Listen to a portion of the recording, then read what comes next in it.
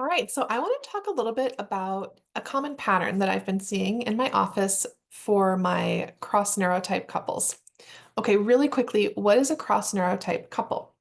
So our neurotype, this is just a word we use to describe basically like what kind of brain do we have. So do I have a neurodivergent brain? Am I an autistic? Am I an ADHDer? That's my neurotype. Do I have kind of more of a neurotypical brain? Do I tend to see and experience the world in a way that's fairly standard and commonplace to sort of like, the typical way? All right, so that would be our neurotypes. Cross neurotype would be when we have people in a relationship that have different neurotypes. So maybe we have a neurotypical person paired with an autistic. Maybe we have an autistic in a relationship with an ADHDer. Maybe we actually have the same diagnosis, but we just experience it very differently. So maybe one of us is more of the hyperactive type of ADHD, and the other one is more like the inattentive type. Okay, so kind of any major difference in our neurotype could create some of the patterns we see in cross neurotype couples. All right, so here's this fun little pattern. Well, it's not fun, it's actually kind of a bummer, but it's fun for me to talk about. So here's this a pattern I see in a lot of my cross neurotype couples. In particular, if I have kind of a more neurotypical partner paired with an ADHDer. Okay, so I call this pattern the invitation versus popcorn pattern. I want to illustrate this with a little example. So my idea here is that the way we approach communication could be a little bit like thinking about a culture. And in cultures, we have different norms, different expectations, different types of customs are sort of expected or normal in different cultures. This is an idea, by the way, that is explored in a really cool way in a podcast called the Autistic Culture Podcast, which can be a really fun listen. Um, I don't have anything to do with that podcast. I just think it's really fun. And I also want to give credit where credit is due to part of what's helped me to start to think about our neurotypes as part of a culture. Okay, so let's just do a quick example having to do with what is culturally normal in terms of like showing up at somebody's house. Okay, so let's imagine that in my culture, it's really normal and expected that if someone is going to come over to somebody's house, there's going to be an invitation. So if I want to invite you to my house, I'm going to text you or I'm going to email you or call you and say, hey, I've been thinking about you. Would you like to come over for dinner on Saturday night? And then you're going to say, yeah, that's great. I'd love to.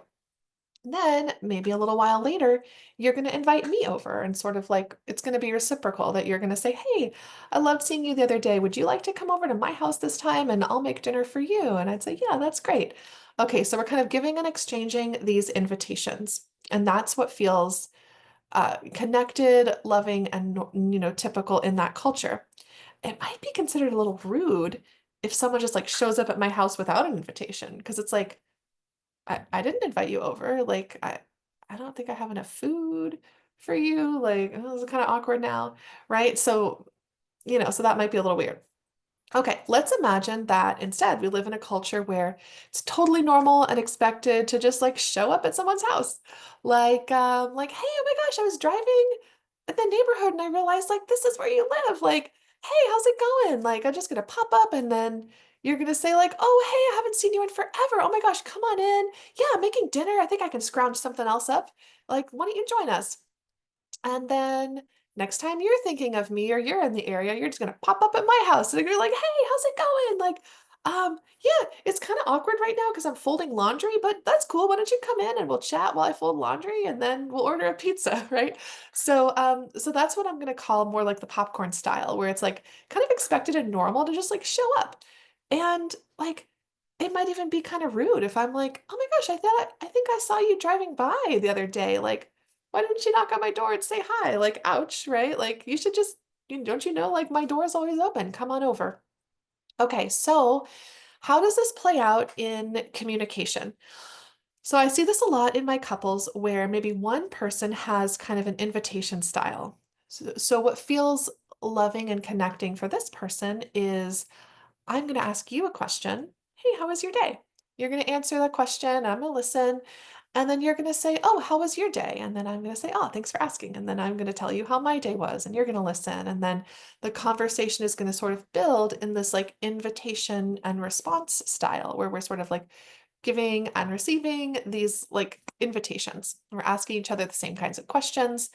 And yeah, and then I'm going to experience that as, "Oh, you're asking me this question. That signals to me that you're interested in me, that I matter to you, that you actually like want to know how my day was because you're asking."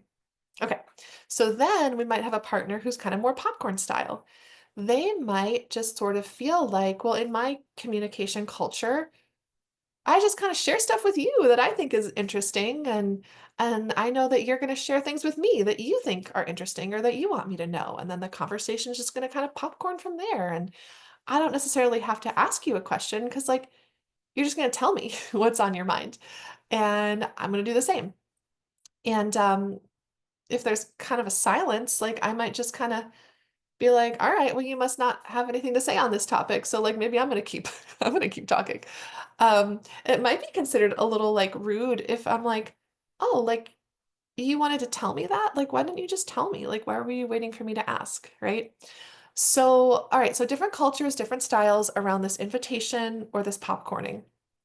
So let's play out really quickly what I see happens a lot in my office when people have these different styles.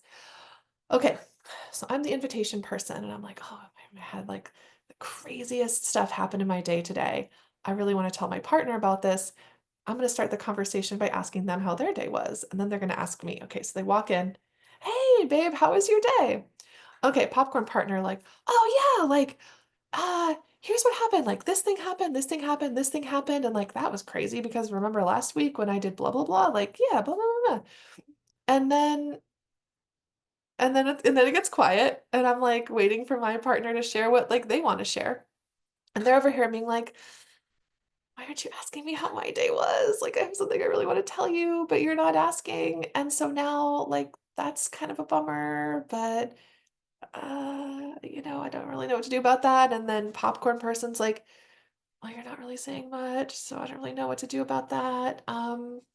Well, I guess I'll keep things going by like sharing more stuff that I think."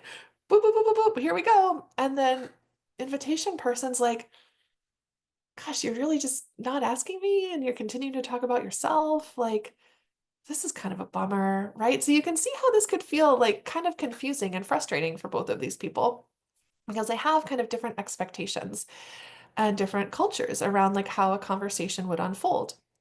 The other thing that I see is that sometimes this can go to kind of a deep place. One thing that happens in relationships is we tend to kind of draw conclusions about our partner's actions and what they might mean deeper down. So if I'm invitation partner, I might be over here thinking like, "Gosh, kind of hurt that you're not asking me how my day was. I asked you, but you're not asking me back. What does that mean? Are you not interested in how my day was? Are you not interested in me? Am I not important to you? Is our relationship not important to you?" Like, this is a bummer, right? And then it can kind of spiral from there. Popcorn person might be over here thinking, like, "Gosh, you're not saying much. Like, are you not excited to talk about this with me? Like, all right, well, I guess so I'll keep talking, but I'm kind of sad that maybe you don't have as much to say, but that's fine." But then later, if I find out that you did have something to say, it's like, "Oh gosh, well, now I'm hurt. Like, why didn't you tell me? Like, why are you sitting over there like with something that you want to share with me, waiting for me to ask the question? Like, gosh, it seems like if I don't get it right, then I'm failing you, and you not feel comfortable enough to just like talk with me, and am I doing it wrong, and am I not enough?" Right? You can see how it could spiral from there. And those are just examples. We all have our own unique nuance that we would have on that.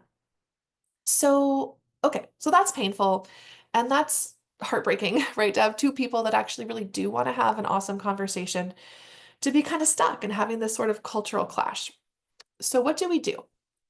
Okay, so I have two suggestions. The first one is, if you're watching this and you can relate to this idea, talk to your partner about it. All right. So you can use some of this language, but you might experience it a little bit differently than how I described it. So, step one is going to be, which parts of this idea apply to your relationship? Which parts are maybe different? And then describe that to your partner.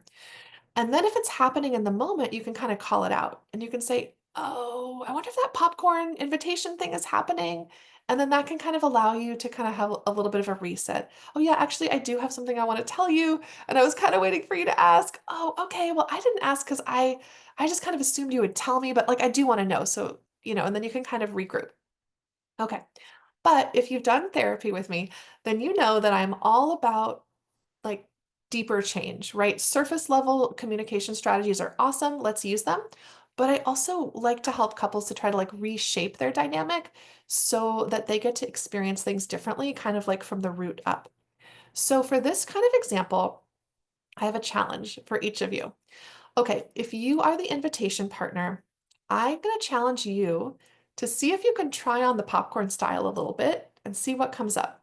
So, see what happens if you challenge yourself and you say, I have something I really want to tell my partner. They're not asking me. They seem like they're kind of often like a whole nother topic, but like this is important to me and I want to share. So, I'm just going to popcorn it out there. Hey, I have something I want to share with you. Blah, blah, blah, blah, blah, blah, blah. Right? See what happens if you challenge yourself to not necessarily wait for an invitation. See if you can get yourself to just go for it sometimes. If you have the sense that, like, I want to connect with my partner on this topic, just try popcorning it out there. And it might feel really uncomfortable, right? It might feel like, oh, I'm being rude or I'm overstepping, or, well, if you want to know, like, I should wait for you to ask, right? So it's a little bit of a challenge. See if you can get your body to do it and see, like, how does it feel? Okay, then if you're the popcorn person, my challenge for you is to try to slow your roll a little bit. See if you can challenge yourself to pick up on the um, the significance of those invitations. See if you can try to catch, like, oh, my partner just asked me a question. Okay, I'm going to answer the question, and then I'm also going to put on hold the like 8 other things I have that I want to say or share. And I'm going to try to ask them that back, right? I'm going to try to send back the invitation because I know that that's what my partner is going to experience as kind and loving in this situation. And this also might be hard, right? It might be sort of hard to like hold yourself back from like the 8 other things that you want to share. It might be hard to like remember the fact that my partner asked me a question, right? This might be a little bit of kind of being on your toes a little bit more. Um, this might also be a little bit of slowing my brain down and yeah, being present with my partner in a different way and see what that feels like. Okay. And then talk with each other about that. What did you learn when you tried on the other person's style? Did it feel challenging? Did it feel liberating? Did you find yourself more energized? Did you find yourself more present? Was it difficult? If it was difficult, talk about the challenge that came up, right? And try to have compassion for that in each other because it's not always easy to sort of just like change this stuff all of a sudden. And then I'm hoping that that will give you a greater depth of understanding, right? So if you guys try this experiment together and you find out that it's actually very uncomfortable for your partner to ask you a question, popcorn style, then you know a little bit of what does that mean when they're not asking you, right? It's not that you don't trust me. It's not that you, I don't know, blah, blah, blah. It's just like that's a difficult experience for you, right? And then also, what does it mean if I learn more about just how hard it was for my partner to engage in the invitation style? Oh, wow. Okay. You can actually kind of walk through that together and say, okay, like now I can see what feels challenging for you a little bit more. So if you're not asking me these things, like now I have kind of a window into why. Or maybe you find that like it's not that hard and you can start to like jump into each other's style a little bit. All right. So I hope that was helpful. Give it a try and I hope you learned something.